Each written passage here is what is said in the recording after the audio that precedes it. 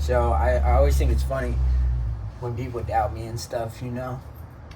And then I sit down and take a 20-minute video of me writing a full song, and then the 20-minute video of me recording it. And did that. And then after I recorded that, I turned off the camera and wrote another full song, recorded another full song. So now I got 2 of them. I think I'm going to probably work for the next couple days on it and then call it an album, you know, depending on how many tracks it's going to be. It's got to be like more than 7 or 9, you know, it's got to be a little bit more than that. Or right around there. But I'd say 9's pretty safe amount of songs to drop on an album. 10's like real intimidating nowadays, unless you got a really hardcore fan base. But yeah, no, I just think that that's funny. You know, I remember rapping one time on a song when I was working at Cricket, and I said, best way to help me with my music is leave me alone.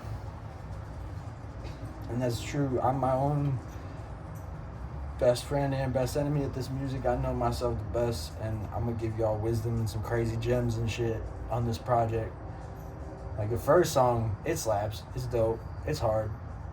The second one is like a jazz, very like down tempo kind of stream of consciousness song, but also like very, very, very intellectually dense, because sometimes you just got to prove to people that they're a lot stupider than you are, and that gives you the authority to say shit like stupider, because who gives a fuck? I mean, language is supposed to bring people together. Look at all this immigration bullshit. I've never seen something like just a language barrier cause such a fucking issue in the whole world.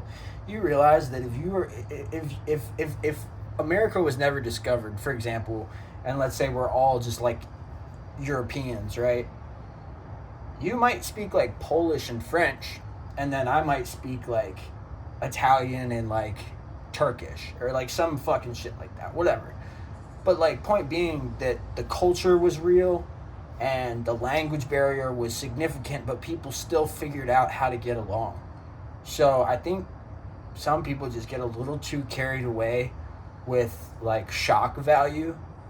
I think that shock value obviously is helpful, but like if you're trying to do stuff that's positive in the world, like sometimes it is nice to let people know what you're thinking and what you're planning, and like, you know, be a regular person, not some fucking narcissistic, misogynist, fucking I can do no wrong type person.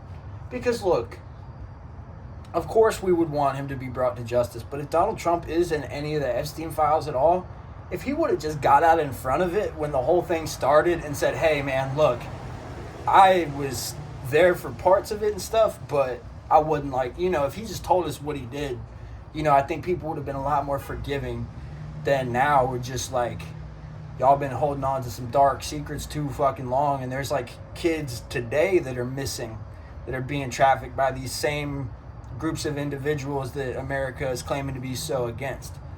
So it's funny that the people that speak about a conservative lifestyle the most and how important family values is and following the law is, yet they're the ones who protect pedophiles. So I think that that's really interesting. I think a lot of people's Republican identity is kind of like nationalism. They just don't want to be seen as like a quitter by their obsessive Republican narcissistic friends. And that's fine, man. Hey, if that's who you want to surround yourself with, enjoy your misery. But don't fucking bring that shit over here, because I don't fuck with none of y'all.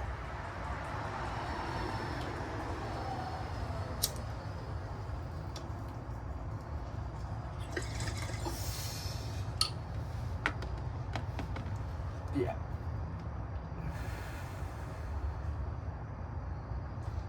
I damn sure don't owe anybody allegiance, that's for sure. Motherfuckers left me to hang out to dry, hoping that, I would just disappear or die or get locked up in prison or some shit like that. And I still don't have a felony, bro. These motherfuckers can't stand the fact that I still can run for office. These motherfuckers are like, God damn it. When is he gonna smoke crack again? Fuck. God damn it. When is he gonna snort meth again? Fuck. When are you going to stop taking your Adderall script? Is the real question. And we all know the answer to that one. Never. Until death do you part, you stupid ass college kids. My little brother who graduated from UVA literally told me that if it weren't for weed, alcohol, and Adderall, he would not have been able to graduate college. And that's most people. So next time you go to your dentist or next time you go and you see a really young doctor or something like that, just remember, most of them probably got there using ChatGPT and Adderall. Yet all of these dumbass parents, mine included, still want people to go to college, which is a complete and fucking total scam. If Elon Musk is telling me not to go to college, and then my dad, who's not even a millionaire, is telling me to go to college, I think I'm going to listen to the billionaire. No offense, Dad. But why the fuck would I want your economic state of things? Oof. By the age of 50? Holy shit. I can't even imagine what I'm going to be doing. He can't even get his 3 other kids to fucking talk to him.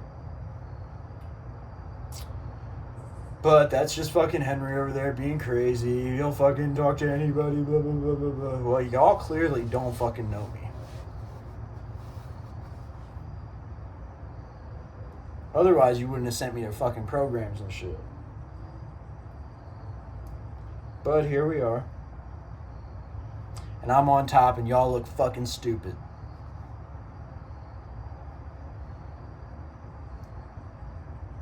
Fucking Steve Keeler sending confidential fucking emails to Paul Thompson.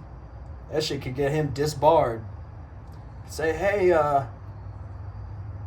don't know why I've been receiving confidential emails from, Obenchain and Keeler or whatever they go by now.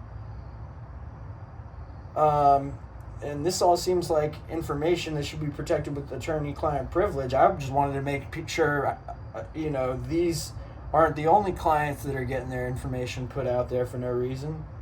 Yeah, Steve Keeler. Hello, buddy. Stephen James Keeler, whatever. You're hit, buddy. You're hit like shit with a weed whacker, and Lord knows you don't use one. Hola, ¿cómo está?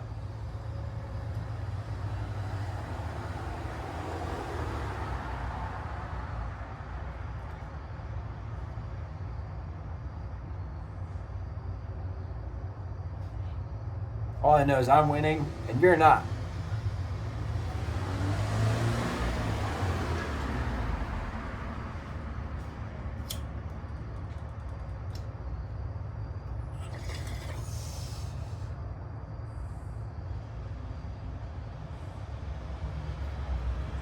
Jesus peace. That come right after the rapture. Revelation always been my favorite fucking chapter.